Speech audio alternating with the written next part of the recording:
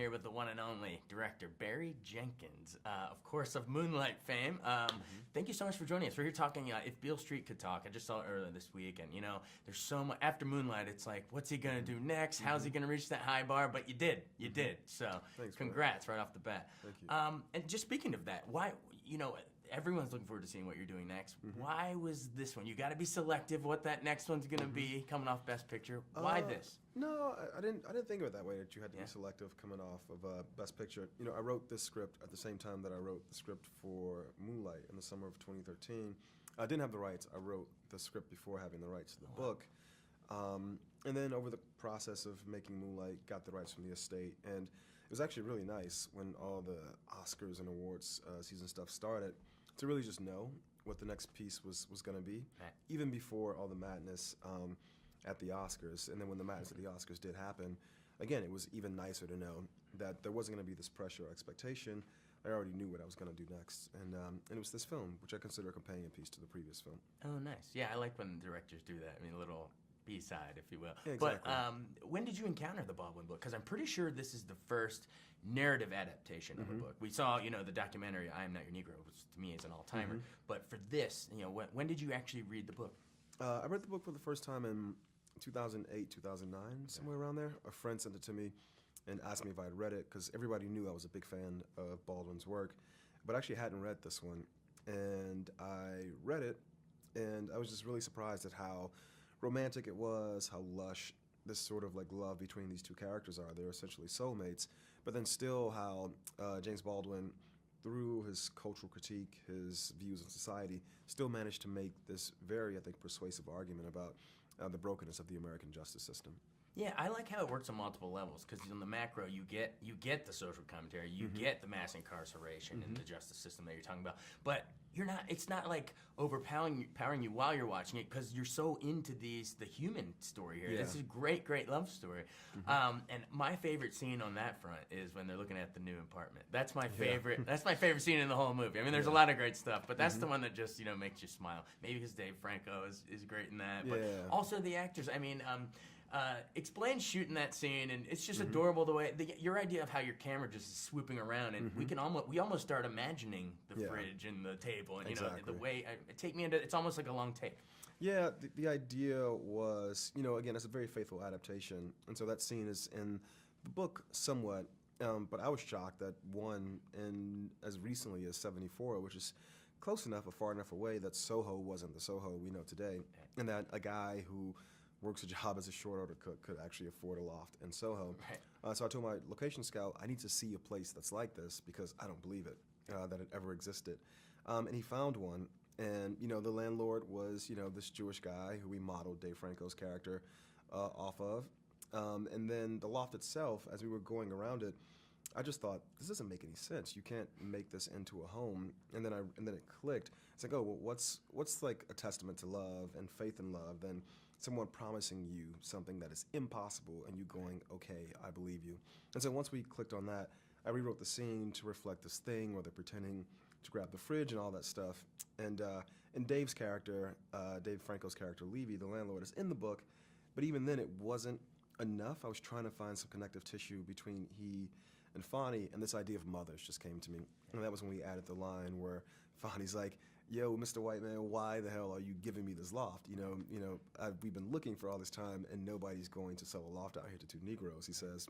And I thought, you know, everybody has a mother. And so the line... He says, I'm just my mother's son, right? Yes, that's the only thing that makes a difference between us and them. And you think the us and them is black and white, but really it's people who've been loved, have been nurtured, and therefore they have a very open heart, and people who maybe haven't had that opportunity, and so they have a very closed heart. So one of those nice things that just happens between location scouting and working with actors. I think it's like the line of the movie. I mean, it sums it all up. Plus, since she's an expectant mother too, I mean, it's just, it gives them the groundwork for what. See, he's always working on. Speaking of childbirth, my favorite shot from a directing level is, you know what I'm gonna say, we by a POV almost from a childbirth perspective. We shoot out of the water in the bath right into the arms there. How was that achieved?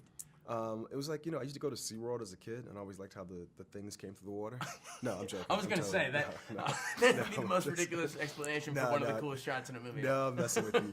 No, it was something else that happened in the process of location scouting and working on the script, I don't know why, but myself and the cinematographer were talking about this idea of how to end the film, because the language in the end of the book is very soft. It's not like concrete imagery at the end.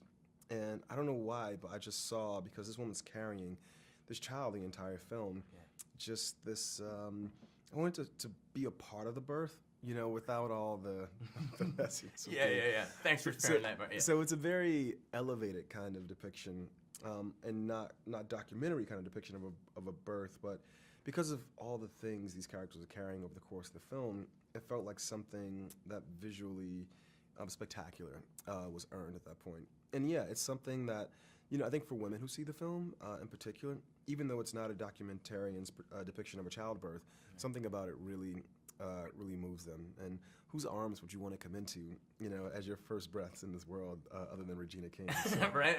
I was like, man, I wanted her to be.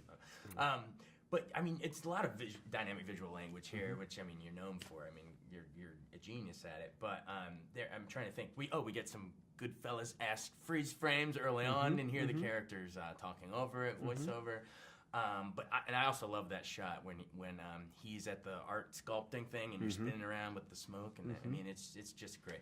I mean, I want our listeners to, when they're watching your movies, take it another level. But you know, look for some of that. You know, the film schools say mise-en-scène stuff, but like even in Moonlight, how everything that's blue is signifying his, you know, sexual awakening. Like he's got the blue backpack when they're playing Smear the You Know What in the beginning, and he's got the blue hallways. He's got the blue, and it's because the book is in Moonlight. Black boys look blue, right? Exactly. So take me into how just your idea of like, I'm gonna assign a symbolic color to this. You know, why is that so important to you? It's important because I think, you know, it's not literature, it's cinema. So I think the visuals are very important. I think the sound is important too, just as important. And I think for me, it's not worth telling these stories if we don't create an immersive experience for the audience, you know? As they say, walk a mile in the character's shoes. You know, I kind of want almost, it's not virtual reality, you're not putting on a headset, but I do feel like the auditorium of a cinema is like a virtual reality headset in a certain way. You know, the image is always in front of you and the sound is all around you. And so I'm always trying to find ways to really do things with the form, with the actual aesthetics that heighten the experience of the characters. And I think some of the things with color that we did in Moonlight, we did it in a softer way in this film. Myself and the DP, the costume designer, and the production designer, we would all get together and just drink wine over the course of pre-pro and, you know, pass this color around, pass this image around, and eventually you start to see these things sort of like pop up in everybody's department. And what's happening is we were all just getting inside this young woman's head and trying to use, you know, everything at our disposal, from the clothes to the lenses to the quality of the light, to really reflect what it feels like to be her. Absolutely. All right, well, we're getting to go home. So final question, but I have to say, I was there backstage covering the Oscars when all that mess went down. I almost felt bad for you. It was like, you're like, can I talk about my movie? And everyone wants to talk about the gaffe, but it was so crazy and historic. I didn't want to say nothing in the moment. Yeah, exactly. But I don't want to dive into that because I'm already sick of the envelope stuff. But in terms of, now that you've had a little perspective from it, you know, Damien gets director, you get best picture. He just did First Man, you're doing this. Like, it's just awesome watching you guys blossom. And I hate that people were trying to pit the movies together against each other at the time. But now, do you see you guys, I see you guys as like the next wave. I think we have like a new renaissance going on here. I think every year there's a new wave. You know, you look at last year with Greta and Jordan. You know, this year I think Yorgos is going to get his proper due.